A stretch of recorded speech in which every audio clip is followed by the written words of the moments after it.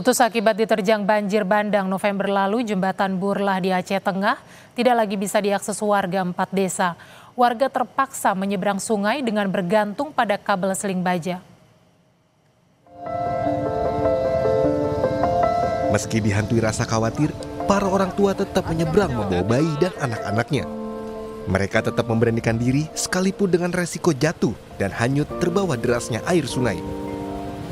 Memang tetap harus naik seling ya?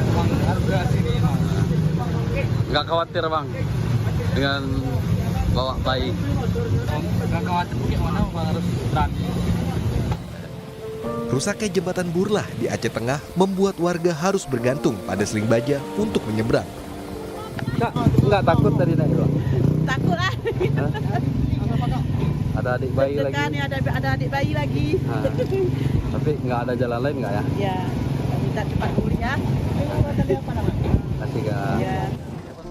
Putusnya jembatan Burlah membuat 4 desa di Kecamatan Kertol, Aceh Tengah terisolasi.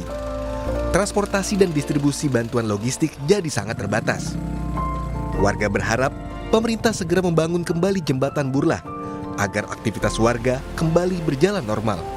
Raja Umar, Kompas TV, Aceh Tengah, Aceh.